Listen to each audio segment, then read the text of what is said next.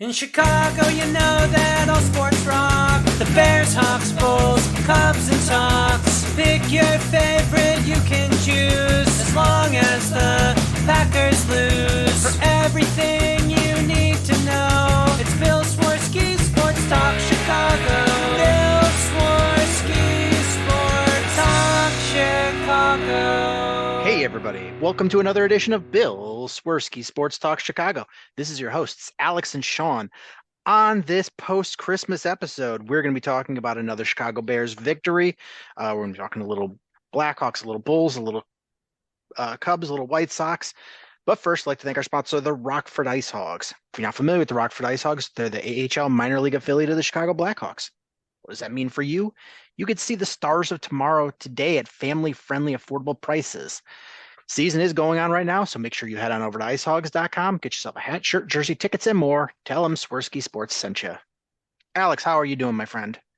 I am doing good. Had a very Merry Christmas, and I hope that you had a very Merry Christmas as well. I did too, and I hope all of our listeners did as well. Absolutely. And weird thing is the Spotify rap thing that everyone has on their Spotify. I looked at it for the podcast, and we almost doubled the number of Spotify listeners since last year, All right. which is cool.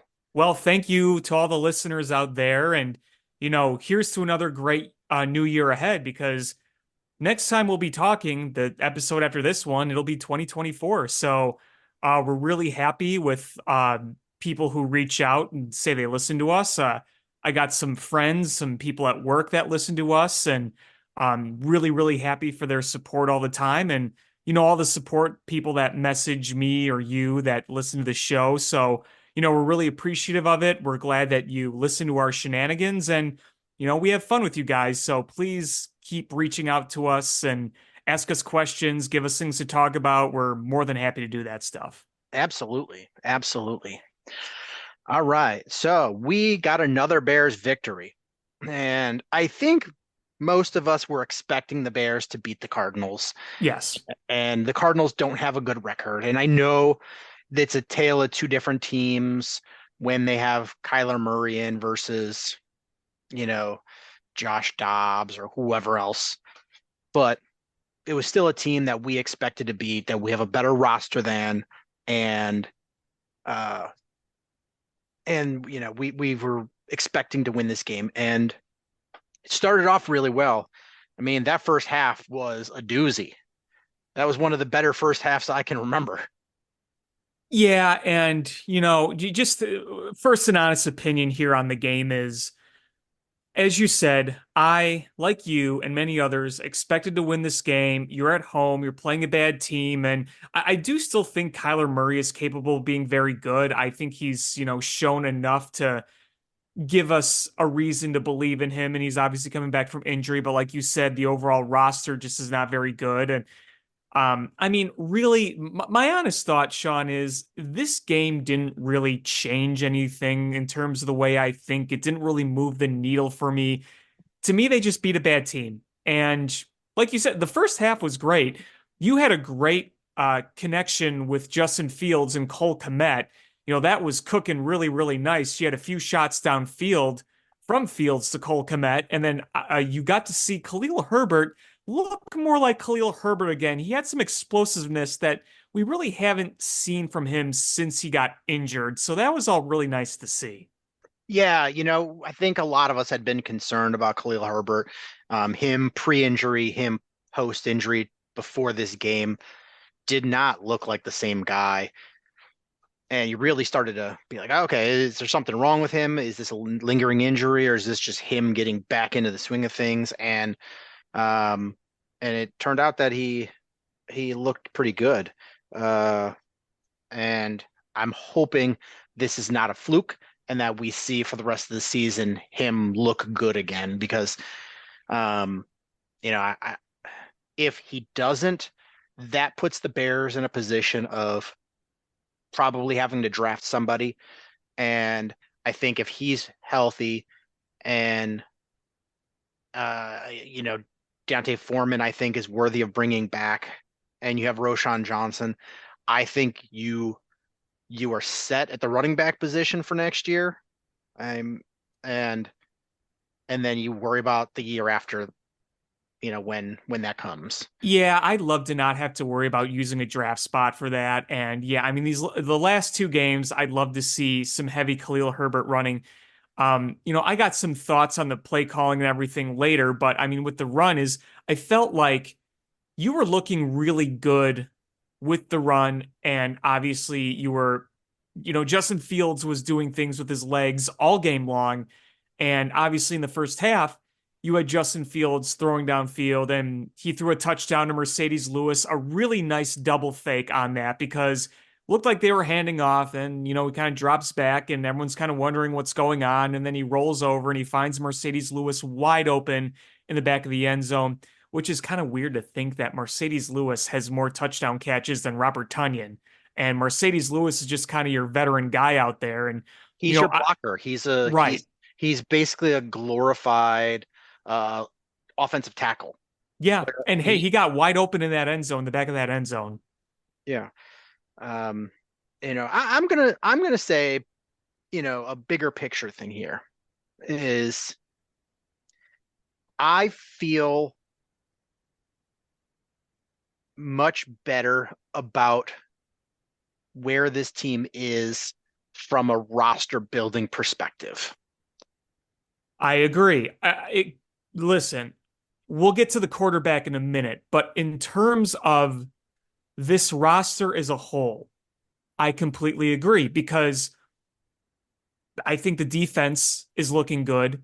I mean, legit looking good. You saw how well Kyler Gordon played. Yeah. I mean, Terrell Smith looked good. Jalen Johnson looked good. Uh Montez Sweat continues to look good. all all four of your cornerbacks looked good. Mm-hmm. Um, and you had Montez Sweat is looking good. Those linebackers are looking good. You've If you're Ryan Poles, you're starting to build. Think about this: is when Ryan Poles came in, he did a complete teardown, Mm-hmm. and uh, Which is this, why last year we were understanding of all the losses. yeah, but Rome isn't built in a day. You had absolutely nothing, and you brought in, and you started with no first round draft pick. So his first draft, he had no first round draft pick, and he had he had to do a complete teardown and get rid of some salary, and had a lot of dead cap money. Um, Brought in a lot of talent for year two, made some trades for the future, and then made some mid-year trades, and you're starting to see where this is going. Obviously, there's some holes, but I don't think there are any glaring holes, other than okay, let's take that back. Last year when going to the draft, you're like, there's every position is up for grabs. This one, you're like, okay, we need a center. Yes. We need more wide receiver help. Mm-hmm. And then everything after that is kind of a luxury pick, not a need pick.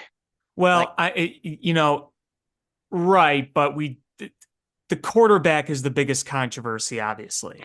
Yeah, and I'm going to say this is what were the numbers that before the season started we said we would like to see from Justin Fields to be okay with year three?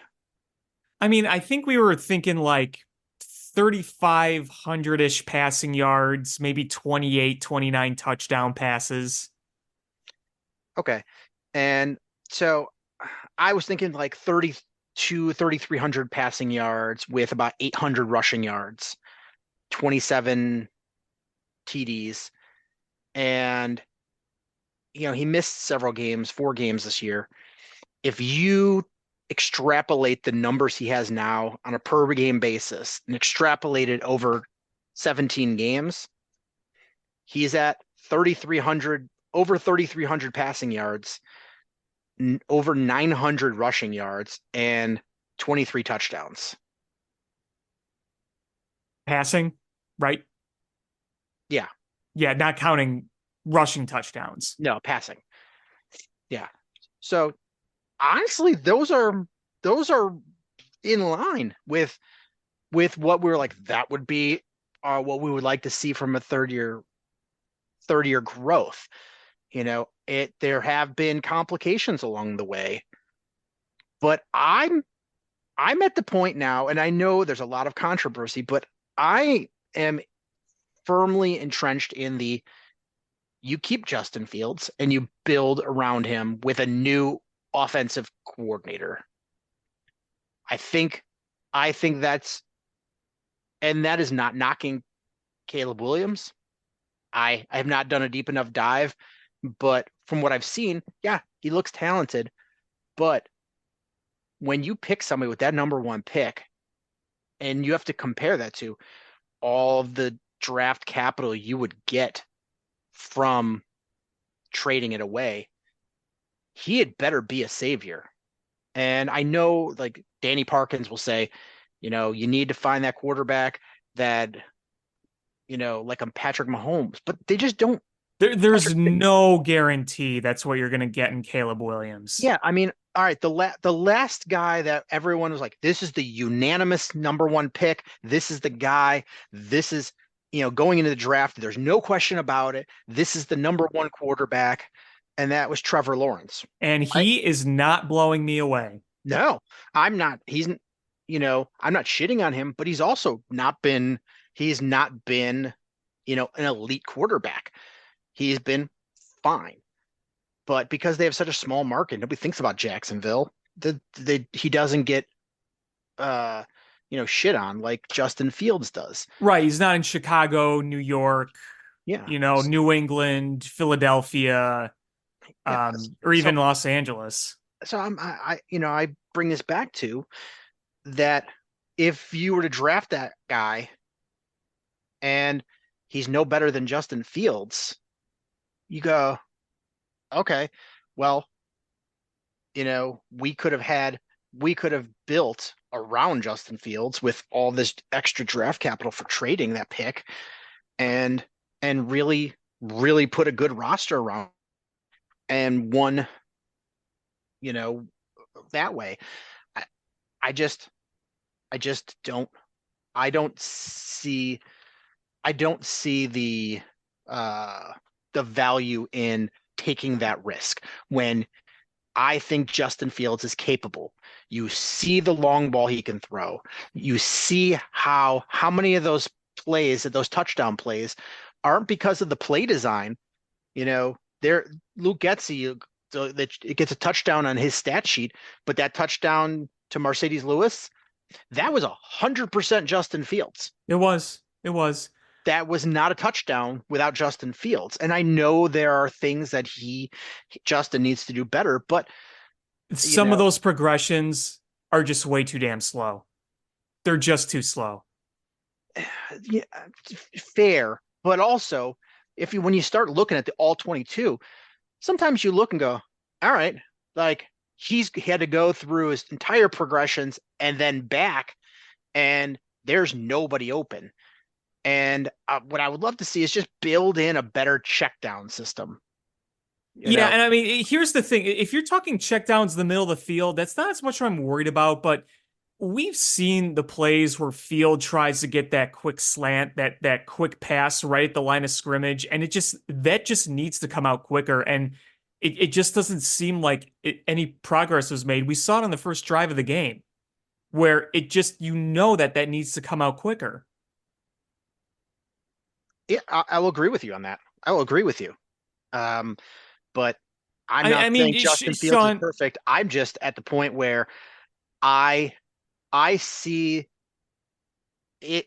It took watching Patrick Mahomes under Matt Nagy to make me feel more confident in Justin Fields, because I see how different a play caller with that Mahomes Chiefs system has not changed his entire career. It's Andy Reid's system. It's just a different guy calling the plays, and you see what a difference it is between Eric Bieniemy and Matt Nagy. And now nobody's going to shit all over Patrick Mahomes saying that he stinks. They're going to say, man, Matt Nagy really stinks. Is Justin Fields doesn't get that benefit of the doubt. We see how bad Luke Getsy is, and nobody is coming to the aid of Luke Getsy. And you're like, there was okay, more bad play calling again, and at the end of the first half and in the second half. You're absolutely. running Wildcats. I mean, and even the announcers are like, "What the hell are you doing?" Yeah, it is atrocious. And I'm of the point is you take those 3 first rounders plus some, and you build your roster with Justin Fields and a new offensive coordinator. Will they do that though? I don't know. I don't know Justin the answer to Fields is this. not Ryan Poles' guy. He's not. But I don't think Ryan Poles is so vain that he's going to be like, well, I need my guy. I think, and I'm going to put this, I'm going to couch this way too, is I think if you decide you are going to draft Caleb Williams or another quarterback and part ways with Justin Fields, I think you have to part ways with your coaching staff too. Yes, you have to. You absolutely have to. I think you have to regardless. I think you do too. And the only way Matt Eberflus survives is if Justin Fields survives too. Luke Getsy has to be gone. No, that has to change. He's far and away of that 3-headed problem. Luke Getsy is far and away the most egregious one, needs to go. And you need a new defensive coordinator. I think because here's the thing. I question this. If Eberflus is very focused on calling the defense, doesn't that have to be hard to call the defense and be a head coach? I think so. I mean, it just, but again, with Eberflus, you lost 3 historic games this year. I don't think he survives. What I'm saying is, if he did, you would have to keep Justin Fields, because you can't keep this cycle. We keep talking about this Bears cycle of bringing in a quarterback and with the lame duck staff. It doesn't work out. You already have the quarterback, so you bring in a new staff to improve the quarterback. When that doesn't work, you bring in that coaching staff's new quarterback. When that doesn't work out, you get rid of the coaching staff to make the quarterback that you brought in. So you never align the coaching staff with the quarterback until it's already too late. I think if you are going to start fresh with a new quarterback, you have to start scratch with a new coaching staff. I just think you have to. Here's the way I see it. Here are the scenarios. If they get a new coaching staff, but Justin Fields is still their guy, I'll accept it. If they clean house and say, we're going new quarterback, new coaching staff, and it's a legit coaching staff, I'll accept it. I will. You can't keep the same coaching staff. That is a deal breaker. That is an absolute deal breaker. I mean, if Ryan Poles wants his guy a quarterback and he feels like he can hire the right coaching to do it, I'll always be weary of any decision the Bears make, but I can accept that for the time being, even if I'm not going to be super optimistic about it. Now, with Justin Fields, Sean, I just wish he'd be more consistent. I just wish he could put together a full game. I really do. Because that second half, I know he didn't have Cole Kmet, and I know DJ Moore is hurt. He did great things with his legs, though. I mean, he was really doing great. That juke that he did, that pump fake, what he can do with his legs is amazing no matter what. He turns negative plays into positive plays. But again, we saw a terrible turnover late in the game. Again, Yeah. We can't pretend that that's not a problem. I mean, that was a terrible pick. Yeah, that was a He bad did pick. not pass well in the second half because he threw a deep ball to Velus Jones, and I get it, he's not the ideal guy to throw a deep ball to, but that wasn't a good throw. It went out of bounds. It was just not a good throw. And I know his deep ball is usually pretty good, but I want the consistency. I really want the because he shows the flashes of being really good, and I really like him. I really, really like him. I want nothing more to him than to be the guy. I I would just like to see is when you have a hobbled DJ Moore and Cole Kmet is out, and I'll talk about Cole Kmet in a minute, but um, you have a Darnell Mooney who is playing like he just doesn't care about having a new contract. He's in a contract year and he's just having an abysmal season. Yeah. Um, you know, and you just got scrubs and nobody's you're throwing to, and you are handcuffed by the inconsistent play calling of Luke Getsy that can't get in a rhythm. I I don't. I mean, I'm not gonna be an apologist for Justin Fields because he does need to be better. But And I don't want to be a hater either, because yeah, like I you said, gotta. there are things that he can do that are just incredible. I mean, just think though, is how many people were shitting on Josh Allen the first half of the season, and they fired that offensive coordinator, and now he's playing in God mode. That guy is in cheat mode. Yeah, I mean, to be fair to him though, he's a proven commodity. Oh yeah, yeah, absolutely. But we saw we saw how, nothing changed other than the play caller. The same Mhm. systems. It's just the play caller. I think Justin Fields is a guy that you have to get him in a rhythm early in the game and then early in the second half. You've got to get him in a rhythm. And uh and if not, when he's in rhythm, you see consistency.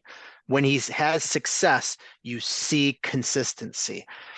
It's when he is pressing, that's when you see bad things. Yeah. And um And I and so do believe if you gave him a great coaching staff, he could do some really amazing things. yeah, I think so too. Um, there are definite things he has to improve on, but this is not the coaching staff to do it. And the thing about Caleb Williams is we're going to have the same issues. Ball security, got to Right. throw the ball away. Um, there's the same things, having consistency, struggling against top tier defenses. Like those are the same things that Caleb Williams has. And I'm not, I just we have to be prepared that because There's no easy, there, surefire answer here. there's no, I mean, if we all knew Patrick Mahomes was going to be Patrick Mahomes, he would have gone number one overall, Correct. but he didn't. 9 teams passed on him. Tom Brady, sixth round. We've heard that at nauseum. Yeah. Josh Allen went, Josh Allen was like 10. Ben Roethlisberger was like 12. Like those are quarterbacks that are like, oh, they're talented, but there was a reason that they didn't go number one overall. Quarterback is really hard to evaluate. Really hard. Wasn't Alex Smith taking over Rodgers? Aaron Smith was number one overall. Yeah. Alex Smith, number one overall. And you know what? If you gave me the Alex Smith, the end towards the end of his career, you're like, okay, if you extrapolated that over a career, you're like, that's a pretty solid career. And he had to be in the right system for his skill set, and he wasn't for the early parts. Um, you know, Aaron Rodgers, I remember that draft. I think he went 24th, and he was there, and they moved him out of the green room because they kept showing him on TV. When will Aaron Rodgers get drafted? Oh, fell again. Now I see he's probably going to fall at least 4 more spots until this. It went, I think, to 24, and So they went in the first round though, so you knew there was talent there, Hmm. but you didn't know what there would be. It's the same as you see these like 5-star recruits coming out of high school and they go to Alabama and they never play a game because they're not as good as these 3 and 4-star recruits, because every level you have to be able to keep growing. You can't just stop your growth. If you can't be, I was the best college quarterback and then just go into the NFL and not grow and expect to be good. Like you just have to have that fire and ability to keep growing, and you can't measure that. No, no, it's really hard because, and again, like that's why I say there's no real answer here. I think if you saw more consistency in the second half of games from Justin Fields, there wouldn't be nearly as much controversy. And it's just for me, it's like I just sit here like, man, look at all these good things that he does. If he just irons out this, and this, and maybe with a good coaching staff, he does because I I mean mean, we he's see crazy talented. we see the difference in play calling though too in the second half. You watch you watch those play calls. My concern more is those fourth quarters. As Right, right. The I want fumbles, the intercept, yeah. Right. And the Bears never do him any favors. It's always in a, oh my God, he's got 22 seconds to march, and oh, they punted and it was field or downed at the 3. And you're like, oh, okay, here we go. He, and like I said, is you put him in a position where he's really pressing and putting everything on his shoulders. Those that's where he hasn't come up big. I think you have to have a system to support him, and he can make every throw. He can make them all. You just have to put him in a position to support him and build around his skill set. You're like, oh, well, he didn't do that great. All right, well, what's he good at? Throwing on the run. How many times did you have him throw on the run that was a design call to throw him on the run? None. Oh, okay. That Okay. drives me nuts. That Yeah. drives me nuts. Oh, okay. You put him in a position where he's got to go, get this fourth down conversion. Oh, why didn't you get the third down conversion? Oh, we decided to do a wildcat out of the shotgun. Like, okay, all right, here we go.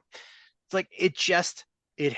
He's not going to be the transcendent quarterback, but you have to put him in a system. And there's I don't think there's very many transcendent quarterbacks. Patrick Mahomes can be it. Josh Allen can be it. Lamar Jackson can be it. But most everybody else, even the good quarterbacks, you need to have some sort of structure. And it's wild that Justin Fields, doesn't get the same benefit of the doubt of what's his name in San Diego. That dude, Justin Herbert. Justin Herbert, has not won anything, and he's been injured every season. But because he's thrown a bunch of 300-yard games, that somehow magically makes him like elite. All right, okay, well, win something then. Like that's the ultimate measure, win something. And you know, so I just think you take those 3 first-round picks and probably a couple seconds or thirds, and you run with it.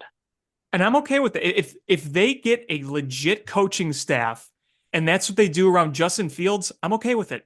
Trust Yeah. me, I am. I am not sitting here praying that they get rid of Justin Fields and trade Caleb Williams. Now, if they did do that and I felt like there was logical reasoning behind it, I would be okay with that too. But you know what? If they do what you were saying, then yeah, but again, you have to have Luke Getsy cannot be calling plays next year. Yeah. He cannot be. And That's a deal breaker. and the thing is you when you if you draft a Caleb Williams, it doesn't solve the issue of, man, who's wide receiver 2. That doesn't solve that issue. And you know, you don't have an early second round pick. You don't have a second round pick at all. You traded that. So you're relying on what, third, fourth round wide receiver?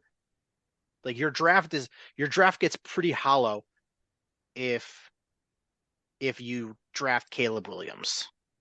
And you're going to have to find some miracles in free agency. Overpay a wide receiver. Try to trade for somebody. If you keep Justin Fields, you could draft that first round wide receiver, and then you've got your own pick to bolster everything. So it just I just think it's a smarter move, and you know what you got, and the grass isn't always greener.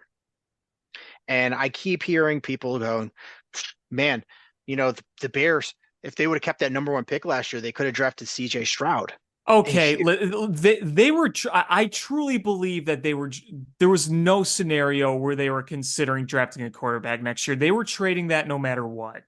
Yeah, but I'm saying is that's such a disingenuous argument, because nobody was picking CJ Stroud to be drafted over Bryce Young. Nobody. Bryce Young ain't looking good. No. So all these same people that are like, oh, gotta drop Caleb Williams, a lot of those are the same people last year that were saying trade Justin Fields or cut Justin Fields and draft Bryce Young. And those receipts are still on Twitter. Just got to dig for them.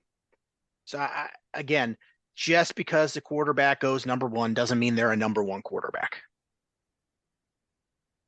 Yeah, it's a gamble. Yeah. Let's see. Going back to this game, Bears looked great in the first half, came out in the second half, and everything looked flat.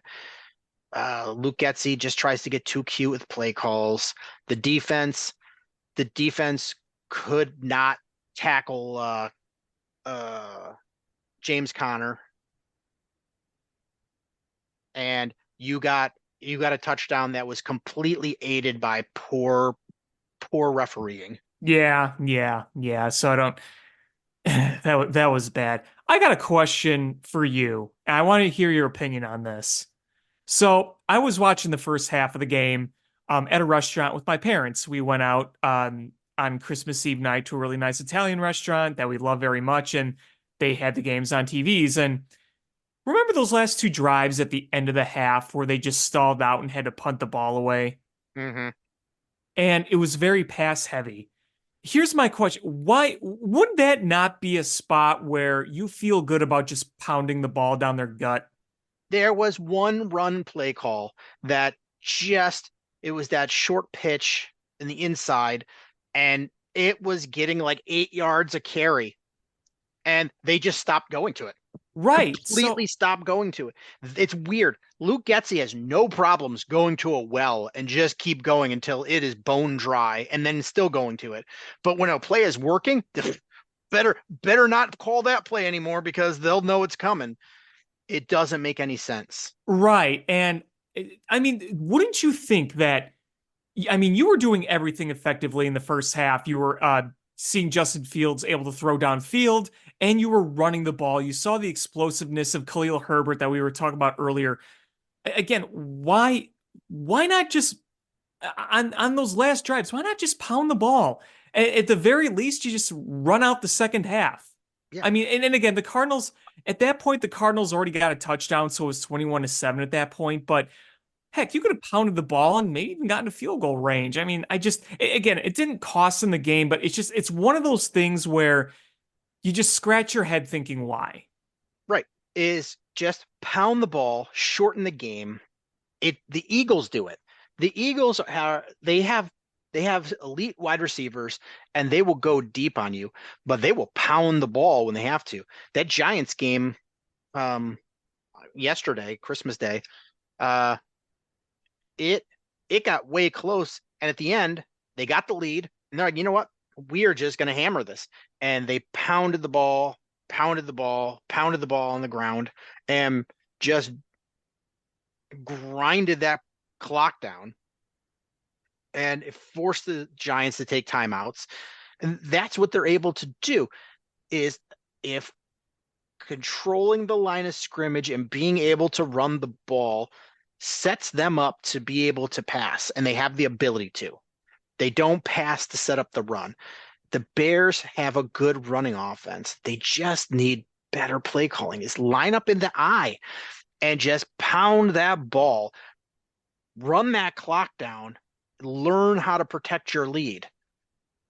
Give your defense a breather, get some first downs, uh, drive the clock down, and then punt it and make them drive the whole field against a fresh defense. And that's how you close games out. And we know the Bears are not good at doing that. No, they're not. And The- again, you had another game where nobody took accountability from the coaching staff, and it drives me crazy. And I don't know how this deep into it, you have a coaching staff that just doesn't take responsibility when something goes wrong. They're right there when things go right, but they are not there when things go wrong, and it drives me bonkers. Did you hear what Ryan Poles said before the game, talking about how they need to close things out and kind of calling out the coaching staff a little bit? I heard people talking about it. I didn't hear it with my own ears though. Yeah, I just saw the quote online. I didn't actually hear it, but I that kind of perked my ears up a little bit. And also, a lot of people were talking about the play where Justin Fields was yelling over at the sideline to Luke Getsy. You saw that, right? Oh, I definitely saw that. And there's those two. They can hug each other all they want. I don't think they like each other, and I don't think they should. On a professional level. On a personal level, maybe things are fine, but on a professional level, playing football, coaching player relationship, that is not good. And no matter what they tell me, I know it's not good. You can Justin has already called them out once this season, and uh you saw him call them out on the sideline. There's not they're not on the same page. And the I'm going to say it again is if you have a player with an elite skill set and you can't make it work with that skill set, and you're like, well, I need a player with a different skill set, then your offense stinks and you're not a good coach. You need to be able to adjust and make things work. Lamar Jackson doesn't regularly throw for 300 yards, but guess what? He's probably going to win his second MVP award. Boy, is that Ravens team looking good or what? Yeah. And Lamar Jackson doesn't need you watch him game in and game out. It's he's not the same guy as like a Patrick Mahomes or a Josh Allen, but he gets it done. And I think he's got a very similar skill set. I see Justin Fields progressing to be that Lamar Jackson type. And Justin Fields is a better runner than Lamar Jackson, which is crazy to say. And coming out of college, when they both were coming out of college, there's different time periods, obviously, but those two at that point in their career, Justin Fields was the much, much better passer and much worse runner. And they've reversed those rules. And, I think Justin Fields, that's his ceiling is Lamar Jackson. And that's not a bad ceiling to have because he's going to be a 2-time MVP.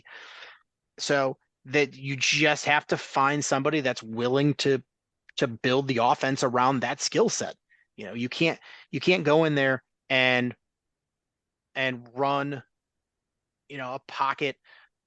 a pocket type play where it's a really complicated, like a John Gruden offense is not going to fit Justin Fields or Lamar Jackson.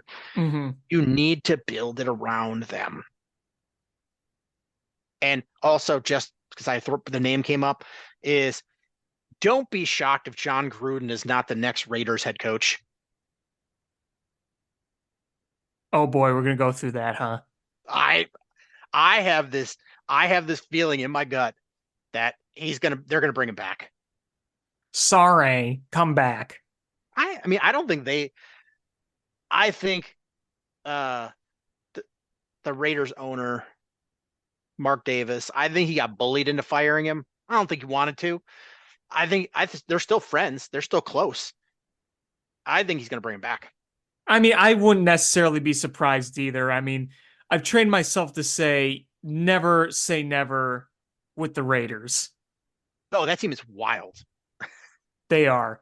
They go from getting shut out in a game to scoring 60 plus against the Chargers. And then here they go on Christmas Day, going into Arrowhead Stadium and beating the Chiefs. The Matt Nagy effect. Yep, exactly. You know what? Dare I do something real quick, Sean? I'm gonna give Luke Getsy one compliment from this past game. Okay. I think he actually utilized the keeper very well in this game. You know what? He did the design run for Yes. Fields. Yeah, it actually worked. You're like, whew. But this is the first time all season long that we've seen it work. Well, it was in a logical spot. You're like, okay, it's like a third down and a few yards to go. You're not doing it like 1st and 10 when he would try to do that last week.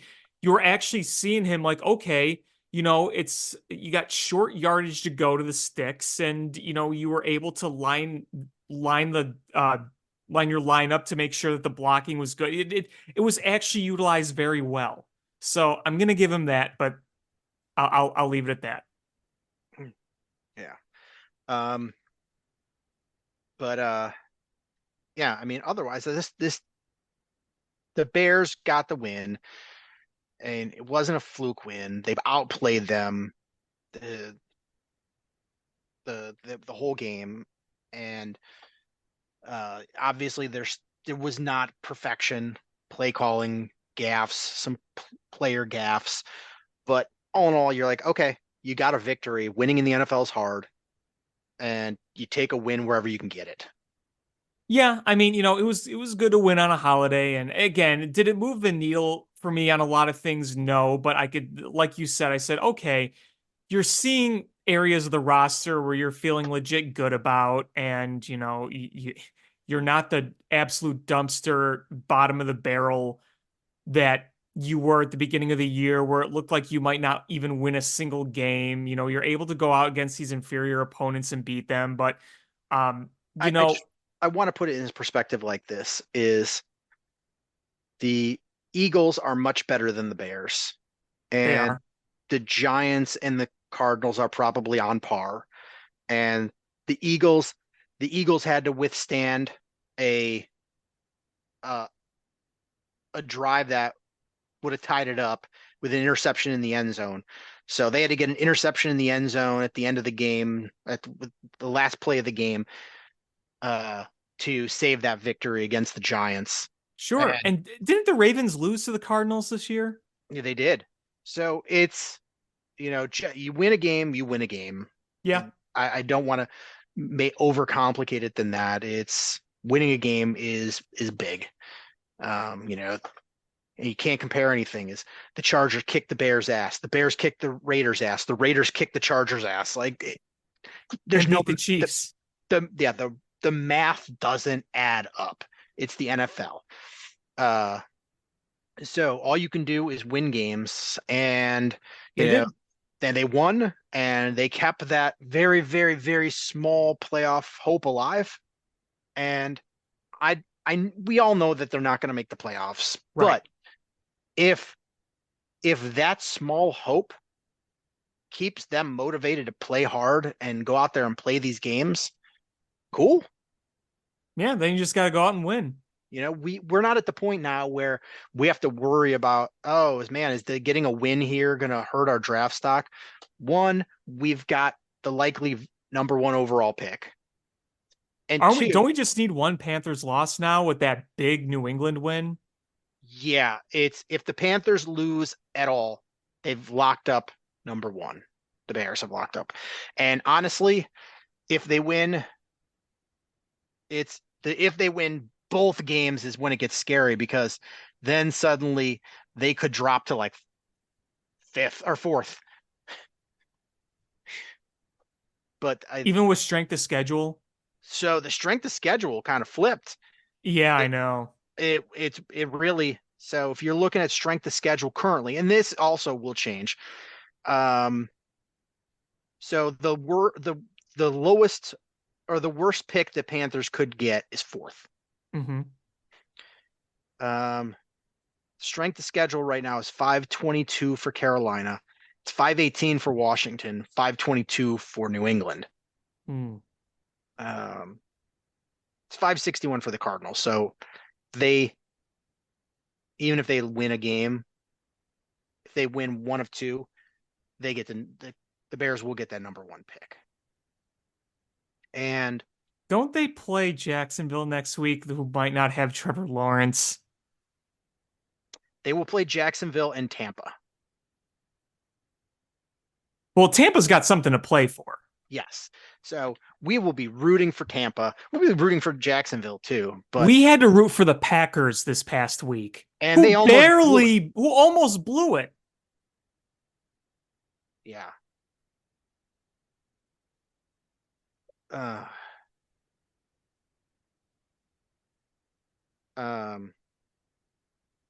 So yeah, just need them to lose one more game. If it comes down to that final week, I will be sick to my stomach. He'll be Bills fan puking the entire time, just Yeah. And I'm also rooting for obviously rooting for Washington. If Washington and New England win another game, then that locks it up too. Mm-hmm. Well, it locks up top 2 pick. Right. Washington though, they've got San Francisco and Dallas. So I don't think they're winning. New England has Buffalo and the Jets. They could beat the Jets. Not beating Buffalo. I was really hoping the Commanders would pull off that comeback they had against the Jets. Oh, I know. That would have been so good. And Arizona has Philadelphia and Seattle.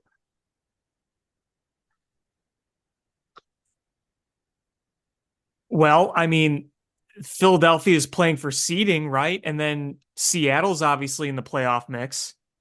Yeah, so I don't picture any of those, Arizona, Washington, or New England, winning again this season. So we need Carolina to lose. Yeah, we do. We really, really do. That win against Atlanta really screwed us. I know. All Atlanta had to do was not lose that game, and we'd be golden. Yeah. Ugh.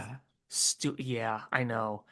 All I could think about after that Patriots win is like, man, if Atlanta would have hung on to that one game, we'd be really celebrating right now. Oh yeah, because we'd be locked up. Yeah. There'd be nothing. We knew we'd have number 1 going into, with the loss this week. Whew, number 1. So yeah, we'll be rooting hard for Jacksonville. Who just brought in former Bears quarterback Matt Barkley from the Giants practice squad. I didn't even know he was still playing. Cool. Yeah, I know.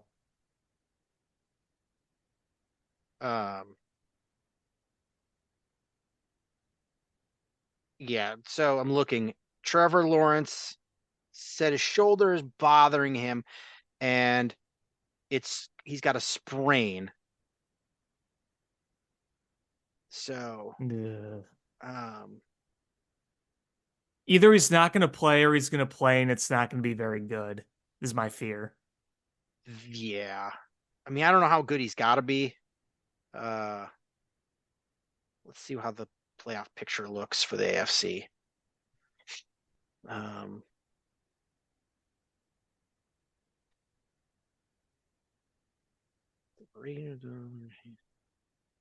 So I mean, they had a big lead and all of a sudden it's bleh.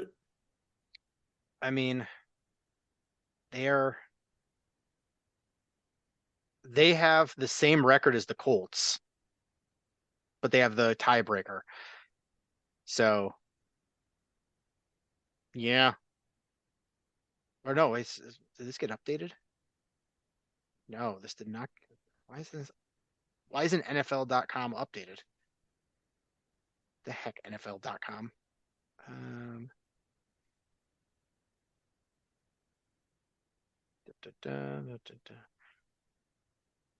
I am happy to report that there are some NFL graphics being shown for playoff pictures in the NFC, and the Bears are still on the in the hunt graphic. I mean, they are still in the hunt. It's just They really, technically are. It's just it's still there. yeah. All right. So the Jaguars are tied with the Colts and Texans at 8-7. So the Jaguars have something to play for.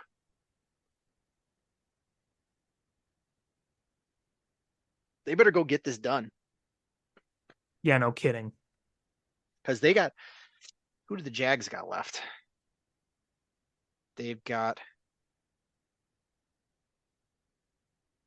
Panthers and Titans. So they've got two winnable games.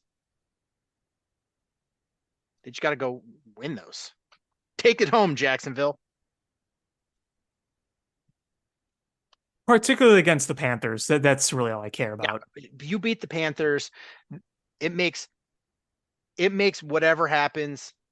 Because I mean, if they win and the Bears go into that Packers game, the last game of the season, knowing they have the number one overall pick, because if Carolina goes into wins this coming week, and we have to go into the final weekend of the season against Green Bay, and having to watch the score of that Panthers game to see if they win or lose, like, my GI system can't take that. Yeah, I'm right there with you. It'll be a lot easier to take whatever happens in the Packers Bears game, knowing that we have the number one pick in our back pocket. Absolutely. I just want to get that done. Oh, absolutely. Just get her done. Get her done. Get her done. Yeah. So, oh, we got to talk about Cairo Santos. Yeah, extension, my man. Yeah, you know what? He's earned it. Yes, Lock he him has. Lock him up, make that be something you don't have to worry about, because it's funny. Once you have a kicker that's kicking really well, you don't even think about the kicking game really. But when you have a kicker that's struggling, that becomes such a focal point. We think about, you know, when the Bears went through their kicking struggles, it becomes such a debacle. Remember in the 2019 offseason, all we thought we needed was a kicker because of the Cody Parkey stuff? Yeah.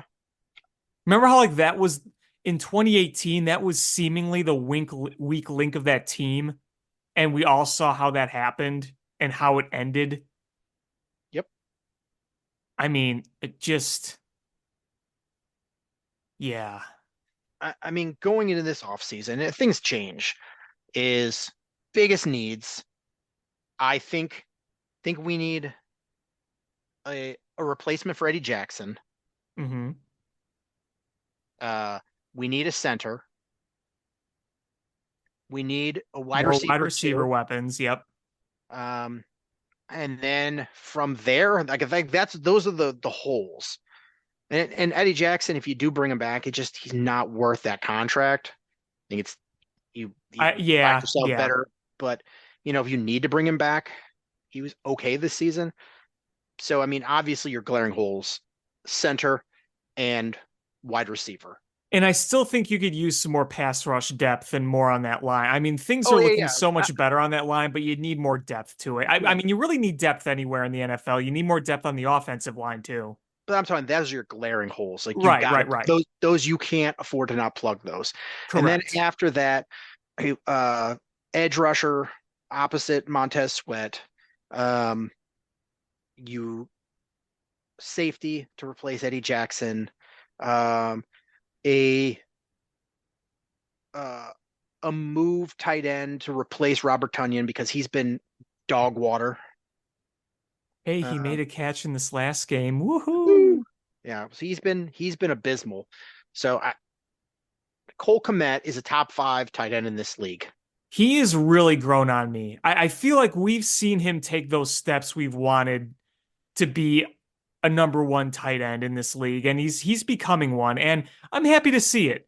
because I was really frustrated with him for a while, but we're really seeing those steps, and it's good to see. You need that complementary tight end. Yes. So he's that tight end that so your three tight ends are you have the one that's just a glorified offensive lineman. That's your Mercedes Lewis. And I Mhm. honestly, Mercedes Lewis has played pretty well this year. I would not be sad if they brought him back again. No, neither would I. I know he's older, but if you bring him back for 1 year, I don't think you're doing yourself any Yeah, harm. you bring him back on 1 year deals and until either he can't play anymore or doesn't want to play anymore. He's been like there has been nothing wrong with what he's done. Um, And Cole Kmet is that guy that can block and catch passes, and he has been exceptional. And then you've got that tight end who's basically a big wide receiver, and it's supposed to be what Robert Tunyon is, and he's been ass. So you need that guy um, to really, he's like your Sam Laporta from Detroit, like that kind of guy. You need a guy like that. That would be nice to have. Better depth along your offensive line. If you improved on left tackle over Braxton Jones, okay, there you go. Uh, if you get another three technique, all right, those are all luxuries. You don't have that many glaring holes. And if you get some of these, and then from there, if you can plug those with early draft picks, all your late draft picks just become depth. And then you start drafting guys to grow into spots where you can't afford to pay anybody. Like, Hmm. okay, hey, you know, um, we know we're not going to pay, uh, I don't know, this guy going forward, like Khalil Herbert. Okay, well, we drafted Roshan Johnson to be his replacement. Then when Roshan's going to be due a contract, we'll draft his replacement. But you don't have, you don't want to depend on a rookie. Draft them a little bit early in anticipation, and that's how you keep a good cap and keep a young team. So you're going into this uh, draft and free agent period going, man, we don't have a to ton of holes to fill. Honestly, I I'm the Bears. I'm trying to upgrade at that center position, both through the draft and through a veteran, like an older veteran. That's just me. Sure. No, I get that. Because if that guy you drafted doesn't pan out, man, you are in trouble. I think you need a veteran. Yep. Because Do not disagree. centers can play for a long time. And usually the best ones are over 30 years old. So you could pull a guy in for a 1 or 2 year deal, draft somebody. All right, cool. And draft somebody that's not a sixth or seventh rounder. Right. You you draft somebody that, you know, honestly, your best centers are going to go in late second, early third. Hmm. Use your third round draft pick on one. You got two firsts. You don't, you can use that. You don't have a second, but if you trade back, you might be able to get another second and plug your holes. So, if you got yourself in a wide receiver and a edge rusher in the first round and got brought back a second rounder or two, you draft your future safety, and then that third rounder, you draft your center. You're like, okay, hey, there we go. Pay Jalen Johnson. You got to pay the man. Yeah. I mean he's balling out. You fudged up when you didn't sign him to an extension early on. Now you're paying. Fudge. Um, but he's been a dude. He's A earning his legit. paycheck. He really is. Yeah, so you pay that dude. And it's hard to find replacement talent like that. And I know there's been concerns about injuries in the past, but this year he's really, really balled out. Yeah. Where do you want to go from here? Well, we have the Blackhawks who pulled the Bears the other night. But hey, Uh, Connor Bedard still looks amazing. You see that Michigan goal he scored? that goal, whenever you score a goal that has Wayne Gretzky talk about how great it was, that's something. Yeah. Yeah. Um, but this team is dog doo doo, and I I don't know what else to say other than um, The that joys of rebuilding? Arvid Soderblom is that guy. You've got to build up his confidence. He is just Yeah. toast when he goes out there. Yeah, it's not looking good. I mean, you had a 5-2 lead with 10, what was it, 10, 15 minutes to go in the third period, and then you end up losing 7-5. That was I know we're not trying to win games this year necessarily, but that was like really it hurt a lot more because it was against the team you dislike the most. I just like the Red Wings the most, but I'm going with the Blues far and away. over the Red Wings Yeah. right now, or in overall in your whole life. Right now. I mean, the Red Oh, Wings okay, aren't even yeah, in our division anymore. They're, fair you right now. know, But I just, man, that hatred is brewed for a long time. So I, even if they're not in the same division, I I still always going to be a Red Wings hater. yeah, I dislike the Blues so much more these days. Ever since 2014, let's say that. Yeah, but man, this Blackhawks team is so devoid of talent. Especially with all these injuries. I mean, so, Corey Perry's gone. Taylor Hall's out for the year. FNSU's been out. Seth Jones has been banged up a bit. Uh, and then, you're wasn't somebody else just got hurt, right? Wasn't Dickinson? Wasn't it somebody else got hurt, but I mean they're just calling up guys from Rockford at this point, and it's just ugh. You weren't a good team as it was. You might have been a scrappy, fairly competitive one that was still not going to win a lot of games, but now you're just down to a lot of minor league options right now. And Mrazek is clearly the better goaltender right now. And it's going to get real ugly the rest of the way, but we can enjoy watching Connor Bedard play. Yeah, it's getting tough. I mean, obviously you watch and you're like, man, every time he does good stuff. And, early on in his career, he's a point a game player at 18 years old. That's pretty awesome. Um, but man, it's earlier in the season. You're like, oh, okay, I can, this is still enjoyable, even if they're losing, because you're seeing the growth. You're, you're not seeing the growth anywhere else, really. You're still, you need, I the veterans being hurt or not playing well has really stunted some of the growth that we've seen for the younger players. And uh, I don't know what you do about it at this point. I mean, at this point, you just kind of ride things out the way they are. By the way, it was Joey Anderson that also got hurt. That's who it was. Okay. He was placed on IR like 2 weeks ago, a little less than 2 weeks ago. But, you kind of look at what's been going on. It's like you have Kaiser up and down, Tenorti was hurt for some time. Um, there's been a lot of roster carousel going on here. Yeah, but like this was supposed to be the year uh that Connor Bedard and Lucas Reichel took these big steps.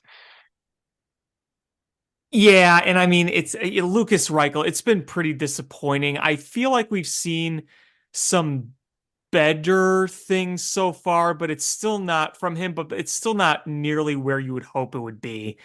I think that's probably the most disappointing thing so far in terms of an individual performance. Because, I mean, Connor Bedard's living up to his name. Kevin Korchinski is showing inexperience, but you're seeing flashes there. Obviously, Yeah. Arvid Soderblom could be the other one you could argue is the most disappointing, but a lot of the other guys, like, well, you just got veterans in here, and you know that is what it is. And Taylor Hall got hurt, so what are you going to do about it? It's not performance based. It's getting hurt. Yeah, and Korchinski was gone for a while because of his father passing. Yep. So he's just coming back, but again, he's 19 years old. But you know, you've seen some nice things from him. He's obviously an NHL player. Um, just gonna have to grow into his body. Um, so yeah, the Korchinski and Bedard, those are bright spots. It's But at this point, I don't know what you do. You can't do before the trade deadline, do you consider trying to add some players that are decent that a team is looking to dump their salary and take on If that they're money? controllable, Um, because trading for a guy for the rest of the year wouldn't make any sense to me. I mean, I just Unless you're worry. giving up something like, if you're just giving like cash Yeah, you're or just like, basically buying a player or right. getting a draft pick for taking on that money. Right. Yeah, that works too. That works too. Like just to stop the bleeding. I, losing, like being able to get the number one pick again would be awesome.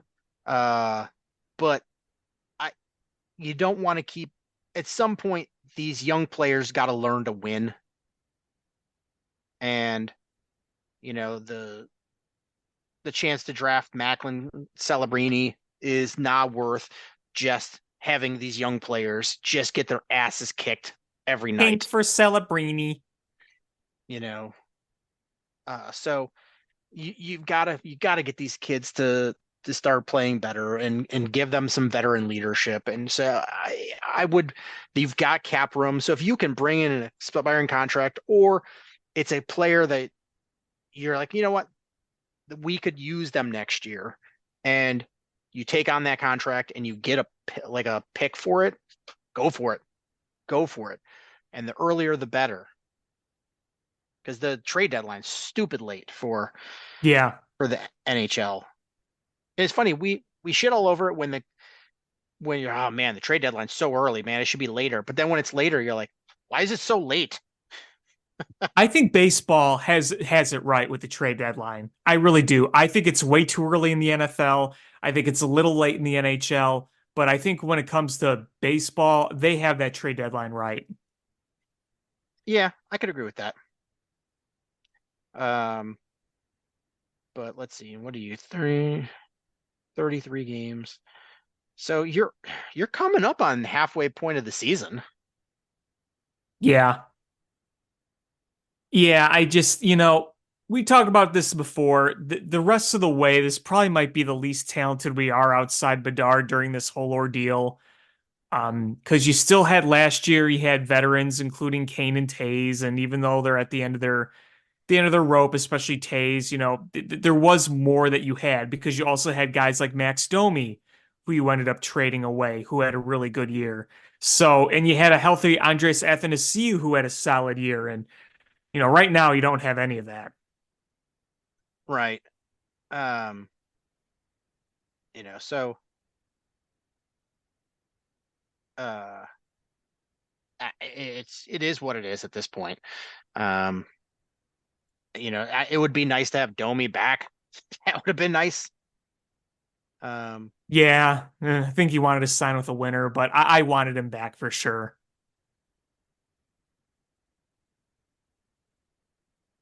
I don't really have much else to say. There's not much to say. did you see that NHL 24, the game, did a career simulation for Connor Bedard? The recent one or the one they did pre-draft or right around the draft, or was it the draft or was it the No, it was the this one. lottery? This was a new one. They did it Oh, today. okay. Um, it is career 844 goals, 1107 assists, 1951 total points. Uh, five Rocket Richard,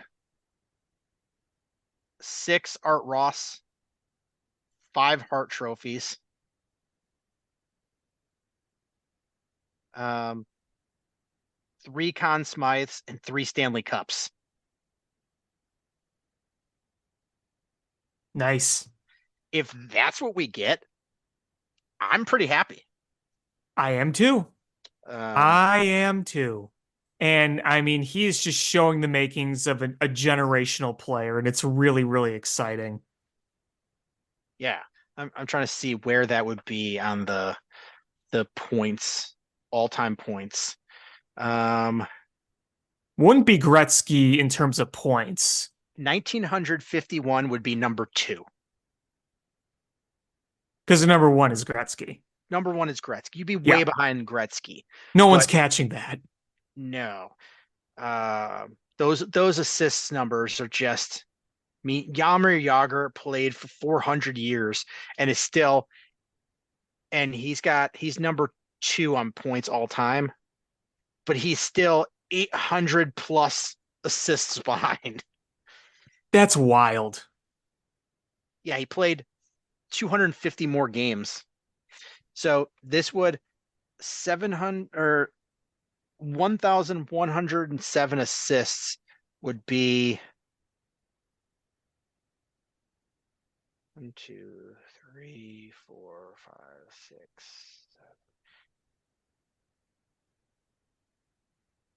7. Seventh all time in assists and goals. 844 would be number two, depending on what Alex Ovechkin does.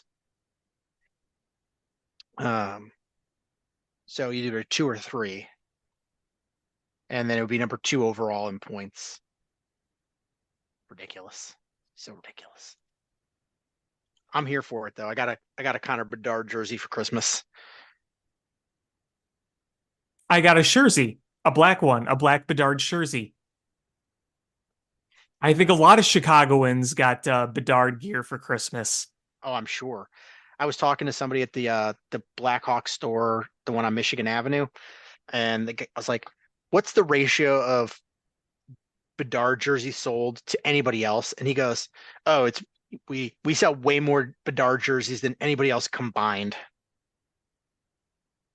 I mean, shouldn't be a surprise at all. Yeah, he told me that Hossa is actually number 2. Oh, okay. I mean, hey, he's the first Hall of Famer of that dynasty group. Yeah. And it's one of those things where you're like, "Oh, okay." That you know who he is, and you know his legacy. It's already cemented, and that's that. It's not like oh, I'm gonna get this player, and then he fizzles out or gets traded or signs somewhere else, a free agent. Yeah, I mean, Jerseys are expensive, they so are. They are. the fact that you're spending this money, I'm pretty much done NFL jerseys until a player is you know establishes themselves or hangs it up. I'll get a retired player like a Walter Payton. You know who he is. You get a Got a Devin Gale Hester. Sayers. Yeah, Gale Sayers. You know who he is. Devin Hester. You know who he is. Like I've got a Walter Payton one. I've got a Devin Hester one. I got my Maddox. So it's you got to pick and choose these. I bought a Justin Fields jersey, and we're gonna see how that goes long term. But all right, you wanna talk a little Bulls here? Sure. Wrap it up with baseball. Sure. Yeah. they've been pretty fun to watch overall. Unfortunately, they really flopped against Cleveland the other night, and here they are playing the Atlanta Hawks. I'll be in attendance for their upcoming game against the Pacers, and Kobe White continues to be a dude. I think Patrick Williams is playing a bit better. Quite a bit better. Yeah, I mean, compared to where he was at the beginning of the year, where I'd pretty much given up on him. But hey, Andre Drummond's having a nice night so far Well, through the first half. Vooch is out. He is, yes. So he had to step in. Um, I'm just gonna kind of see where this goes, honestly. Um, again, blah game the other night against Cleveland at home. You hope they can rebound here tonight against the Hawks. So by the time you're listening to this game will be over. So either they rebounded against the Hawks or they lost another one. But they're down by 9 right now. It's just after the half, so we'll see how it goes. But yeah, I mean the elephant in the room about the Bulls obviously is Zach LaVine. mm-hmm. And I know that he didn't want to get traded initially. And I think he's okay with it now. And the expectation is, both sides kind of want to move on. I just don't know,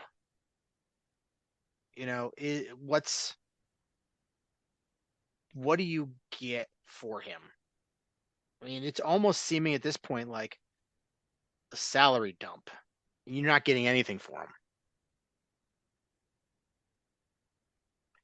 Right. And that's a tough pill to swallow, that you've got a player that's an elite scorer and he's just going to be gone. And I will still contend that giving him the money at the time was, you either paid him the max or you were just losing him for nothing. And I think they were put in a corner where they had to pay him. Remember when we were like, oh, should the Bulls pay Jimmy Butler the max money? And they didn't. They traded him. And Jimmy needed to figure out who Jimmy was, because he went to Minnesota and wasn't the dude. Went to Philadelphia, wasn't quite the dude. It wasn't the dude until he went to the Heat. And then he became a dude. And you knew he was an elite defender. Could he be that elite scorer? And you saw flashes, but not consistency. And it took him a while to figure that out. And with Zach, I don't know if you can take this guy with a scorer mentality and driving the basket mentality that needs to be a volume ball handler and put him in this offense to make it click. I don't know. I just don't know if that's the case. And the argument could be, you keep him and then you pony up the money and become, the Bulls are one of the bottom teams as far as, if you take away the Lonzo Ball contract because he's not playing. Mm-hmm. If you take that $20 million off of their books, like, they're one of the lower teams as far as team salary goes. Just pony up the money and try to get another superstar to pair with him. Right. That would be nice. It's nice to think about. But when it comes to the Bulls, a lot of our dreams don't come true. No, because we got terrible ownership. So the options are, you either dump him for nothing, and then you've got salary cap relief for next year. I don't know what you do with it. Who wants to come here? Or you pony up the money and try to build around him. But the thing is, we're probably going to have some sort of third option that's, well, we couldn't trade him, and so eventually he's going to come back. We're not going to pony up money to build around him, and so we're just going to be a perennial that team that's too good to get a lottery pick, a good lottery pick, and too bad to be competitive in the playoffs. Right. We're just like an irrelevant team. We saw Wemby come to town, and You see the picture of him and Connor Bedard. crazy story is that was at the Blackhawks practice facility. My best friend's son was on the ice while that was happening. And Really? yeah, so they had to sign waivers for both the NHL and NBA because they were like those be used as promotional photographs for both. So they had to sign waivers. That's funny. And it's funny. So like my friend's son is my daughter's age. Well, he's a couple months younger. He's about to turn 9. And one of the players on his team goes, "Are they brothers?" And I don't know which would be the more obvious reason to point out why Connor Bedard and Victor Wembanyama aren't brothers, but there's at least 3 solid ways you could tell that they're not brothers. Yeah, right. I mean, one is black, one is 19 feet taller than the other one, and one has French accent. Les Français. But yeah, Wemby came to town, and you saw like what bringing a young elite player to your team can do. And you watch some of the things that guy does, and you're like, man, he's going to be a problem at some point in this league. Oh yeah, I mean Wemby's really good. He just needs a team around him. But I mean, he's a little bit of a baby giraffe. I think you saw similar things with Giannis early in his career. Like, okay, this guy's really good. And he sort of he into his body and then became a dude.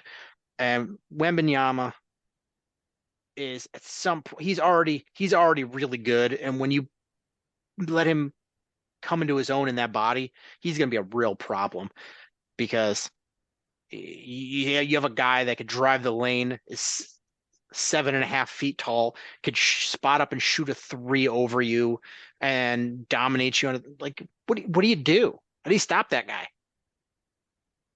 You know what my question for Wembanyama is? How much does that kid have to eat? Yeah, honestly, you remember Michael Phelps, the swimmer? Oh yeah, his calorie intake was like astronomical. Yeah, it was like 10,000 calories a day to Yeah, maintain that weight. yeah, I think, Jesus Christ. Like if I ate 10,000 calories a day, I would be 400 pounds. right. And I mean, with Wembanyama, he's a tall, lanky guy. He's gonna want to build more strength and muscle as he plays in this league. So I can only imagine what he's gonna have to eat. Uh, There's a buffet table that's literally just reserved for Victor Wembanyama. It's like you have a whole buffet table for him. Isn't that going to go to waste? No, it's all going to get eaten, and this is a daily occurrence. uh, Wembanyama. All right, should we wrap this up talking a little baseball? Sure. All right, crickets, crickets, crickets, crickets. There's nothing happening. Oh no! Something happened today in Chicago. Did somebody get signed to a minor league deal? The White Sox have signed 37-year-old Martin Maldonado. Oh my God, that is such a White Sox move. Oh, that is such a White Sox move. Martin Maldonado. I mean, I don't hate it, but that's that's building from the bottom up. He's a back end of the roster kind of guy. So I still wonder who's pitching to him. Eric Fede. I don't know. Tuki Toussaint. Tuki Toussaint. I don't know if Dylan Cease is going to be there. I don't think he's going to be. Yeah, I feel like it's more likely than not he gets traded. It's just who's going to pay, where are they going to find the agreement? Yeah, and that's the thing is, I don't be surprised if the Dodgers don't bring him in. I wouldn't be. They got the prospect capital. They're getting everybody they want. They got freaking Yamamoto now. Yeah. They're in on everybody. Yeah, I mean, if they brought in Can't be Dylan surprised. Cease, that would be tough for the rest of the league. Yeah, no kidding. But I mean, that it makes sense. Is because they're probably not bringing back Kershaw. I Um, wonder where he'll end up. I bet he retires. You think? I think so. Hmm. Maybe. Um, so you've got to replace roster rotation guys. So Dylan Cease fit in there real nice. You Uh, would. You join Yamamoto in that rotation, and then you have Tyler Glass now. That's a healthy rotation. That's going to be pretty tough to beat. And Dylan Cease doesn't really need to have the pressure of being the ace. Like he can be your really good 2 or 3, depending on where you slate in Tyler Glass now. yeah, I mean, so With Tyler Glass now's even healthy. um, but yeah, I mean that's it makes sense because the Dodgers, like, it's not he's not making any money, so you just trading some from your overflowing uh minor league pool, and you get a cost effective guy to balance out your bajillion-dollar players. That Yamamoto contract is stupid. Yeah. 12 It's years, 300 plus million plus the signing fee on top of that. If he ends up being really good, then that's actually a pretty good contract. But if he's just like okay or doesn't pan out, that is brutal. High risk, high reward. Yeah, it's absolutely what it is. And it's funny because, the Cubs acted like they were crippled from the Jason Hayward $184 million contract. And Dodgers are like, that's just chump change to us. Yeah, that's nothing. They're doing whatever they want here. Yeah. They're playing in the Matrix. But you Um, know what? I'm glad we're not in their division. And Captain Variants can take over in the postseason. So nothing's ever guaranteed, but boy, is that team going to be tough to beat.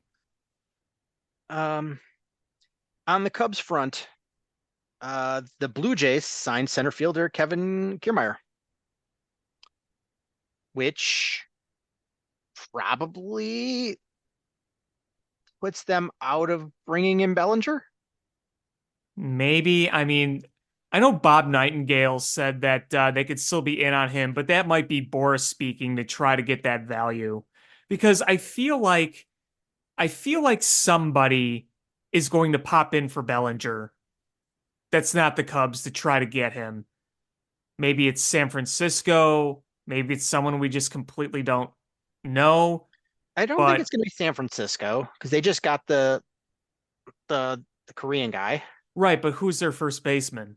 I mean, that's the thing, is everybody's bringing him in as like the Blue Jays. If they brought him in, they would be bringing him in at first base. And then there was talks of like freaking Vladdy moving to third. It's like, okay, good luck with that.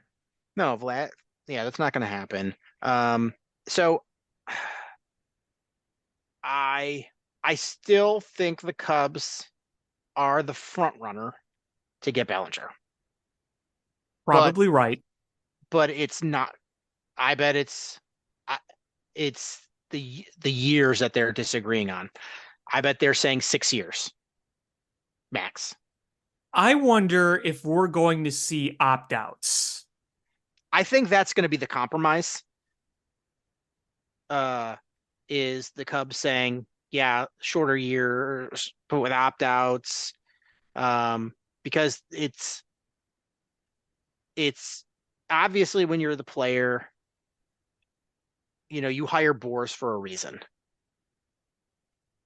So you don't just hire him because you want to stay in one place. You want to get the most money. It's what he does. This is expertise.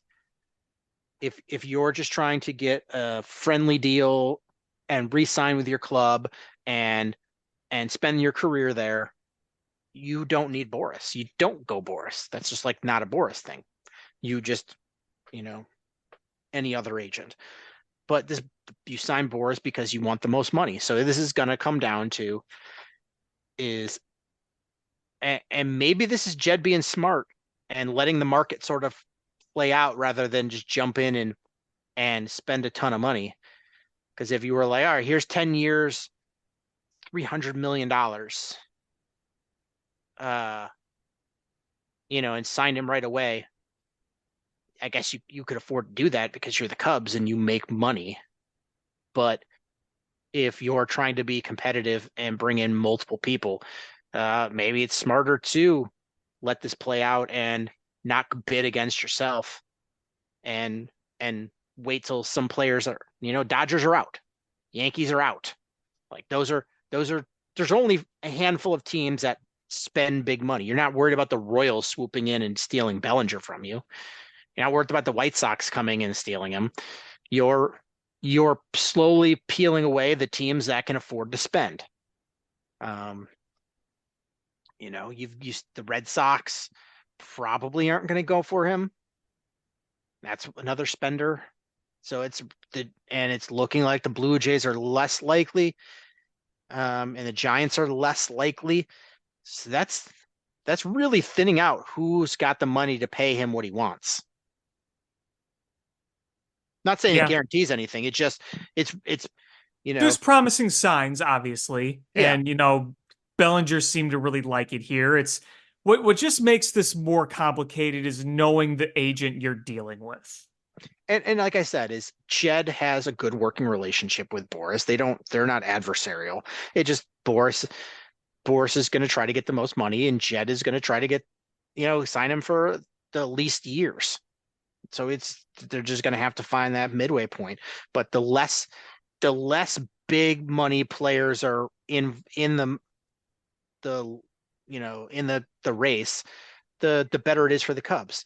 Because if the Cubs are competing against the Reds or are competing against, the Brewers, like they can blow those teams out of the water with money and the city and but it's the Red Sox and the Yankees and the Dodgers and the Blue Jays and the Giants that you struggle to compete I mean, not struggle, but those are teams that can compete with you toe to toe with dollars.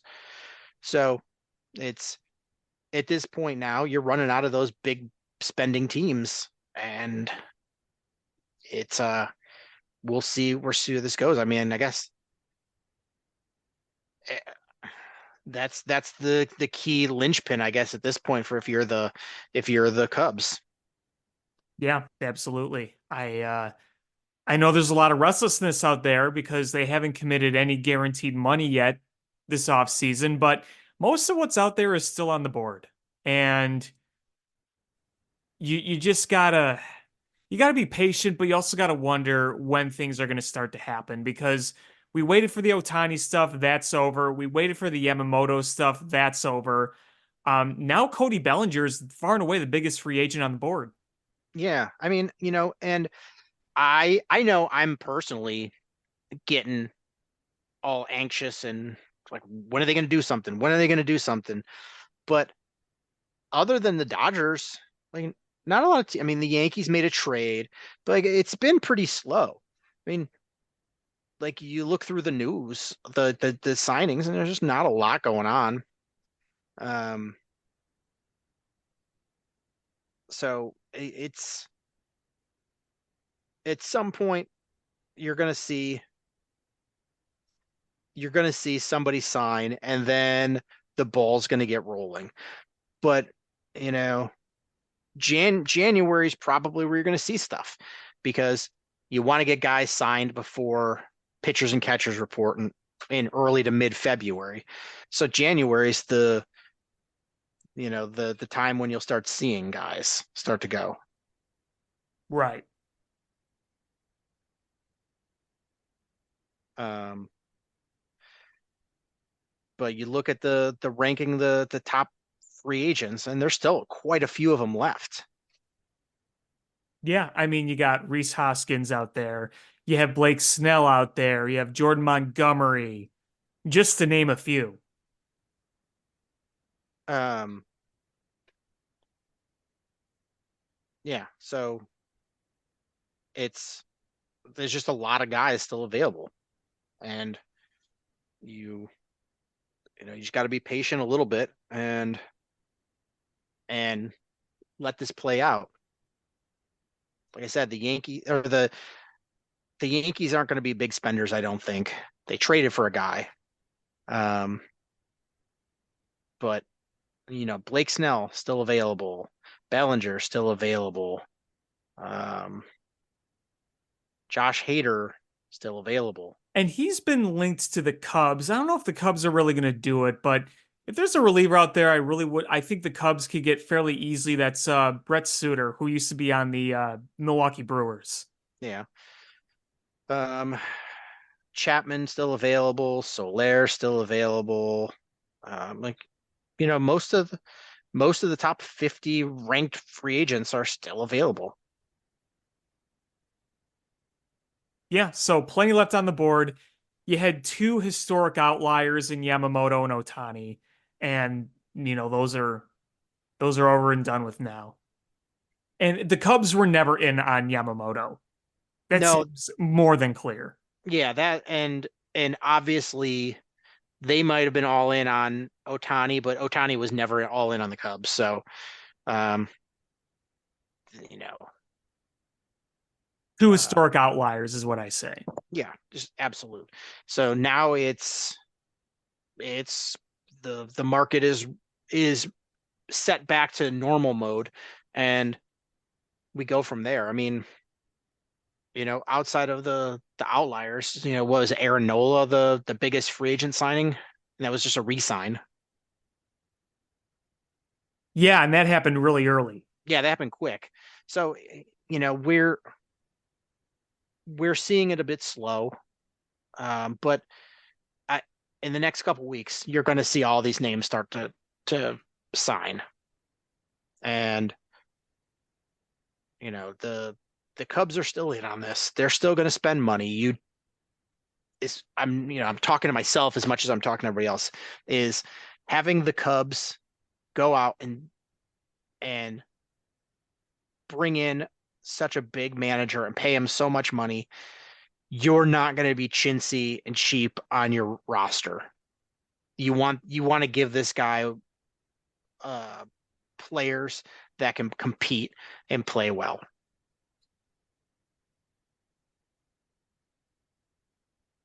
Yeah, exactly.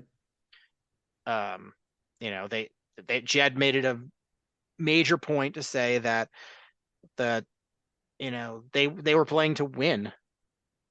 There's no consolation prizes. They're playing to win, and the manager they signed pointed that. So they got to be on this. Just got to be smart how they do it.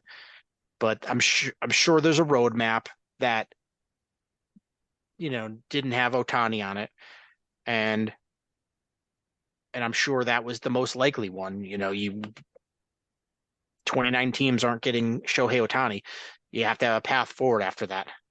Right. Yeah. I mean, that can't be your plan A and only A, obviously. And I don't think it is. And, obviously, I think that they're still going to spend a decent amount of money this offseason. It just hasn't happened yet.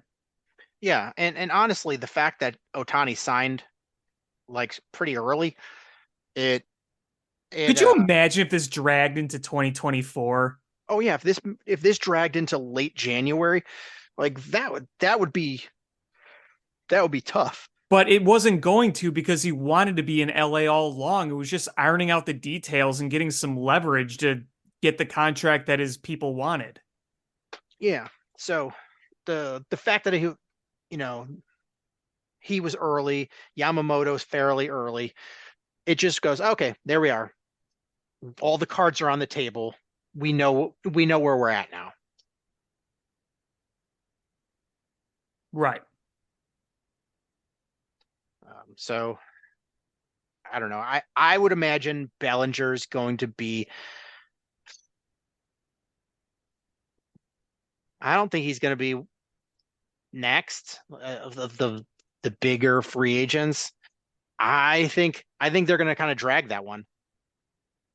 Yeah, I think so too. I I mean, we could see I it being dragged into December, February if that happened.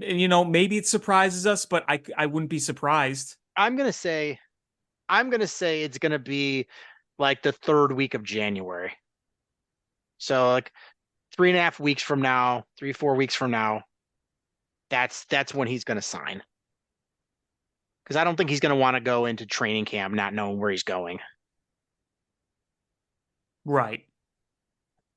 Hey, did you hear? Breaking news. The Pistons have now lost 27 straight games. That team is so like they should not be this bad. No, they shouldn't. I mean, look at all the talent that they drafted over the past few years around Cade. I mean, we weren't expecting them to be that good, but this is historic.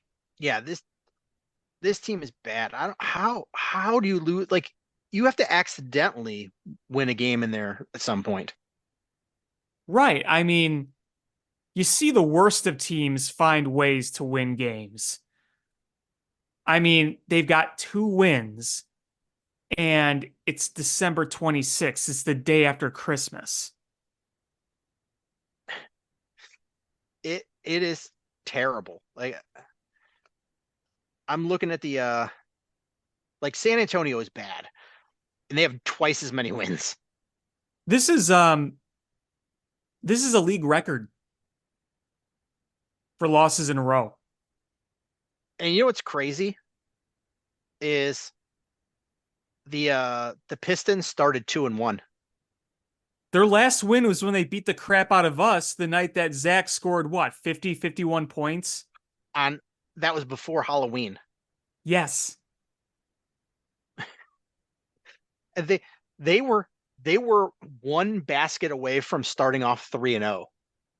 How hilarious would that have been starting off 3-0 and then losing this many straight?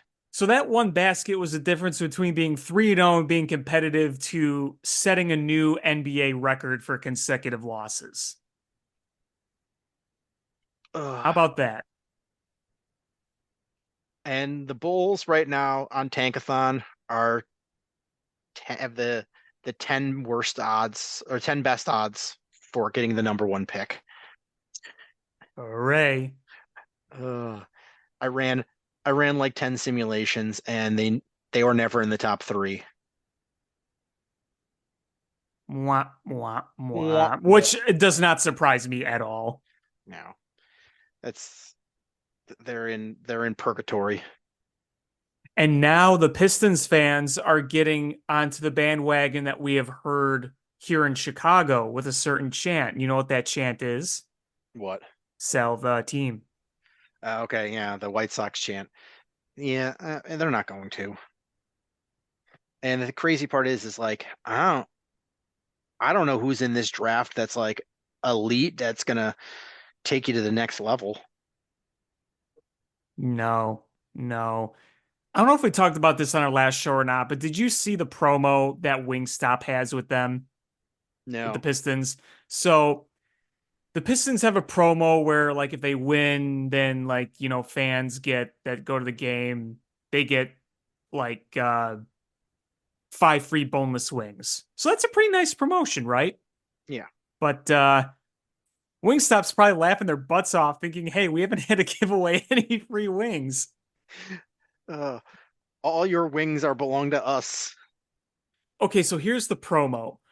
It's the official wings of the Detroit Pistons. When the Pistons win, enjoy 5 free boneless wings with any online wins purchase via code Pistons. So they got to win for you to use your code to get the wings. And for all you SpongeBob lovers out there is this hilarious meme of from season 1 of SpongeBob when Squidward is burning the Krabby Patties when SpongeBob ditches to play hooky and the customers are lining up yelling, we're hungry. Look at us. We haven't eaten in so long. And it literally replaces Squidward with the Detroit Pistons logo. And it has a picture of that promotion at the bottom. I saw a thing on Instagram Reels today. You've seen the live action Grinch movie, right? Oh, yeah, I grew up with that. That was my childhood. That was See, one of the earliest memories I had going to the movie theater. I grew up with the cartoon, but I where love the cartoon too. where he's looking at the list, he's like hate, hate, hate, hate, hate. There was a Bears edition, and it just kept going, and it was like, it showed Matt Nagy, it showed Luke Getzey, it showed Cade McNown, and then it said the Packers and the Lions, and they just hate, double hate, hate, hate. Hate, hate, hate, hate, hate, hate, loathe entirely. It was hilarious, the Bears edition. All right. Is there anything else you want to talk about? Nope, I think I've said my piece. All right. Well, that's going to do it for this episode of Bill's Swerski Sports Talk Chicago. I want to thank everybody so much for listening. Please hit subscribe however you listen to podcasts, whether it's iTunes, Stitcher, YouTube, Google Play, Spotify, etc. Share this podcast with your friends. It's how we grow the show. Follow us on social media at Swerski Sports, Facebook.com/Swerski Sports, SwerskiSports.com, or ShyFanPat2 for Alex on Twitter /X, or AlexanderJPatCreative.com for all the cool stuff that Alex does. And again, thank you guys so much for listening. Until next time, bear down. Cubs win! What a lucky break! The good Lord wants the Cubs to win! We thank Ditka and God for all they have provided. Cubs win! Cubs win! Cubs win! Oh, I don't want her. You can have her. She's a Packer fan. She can't fit in my van. And she looks like... Remember, New Yorkers, smoking crack is not legal on planes. Bears 31 to -7. The Bears! Oh, when the Bears go bearing down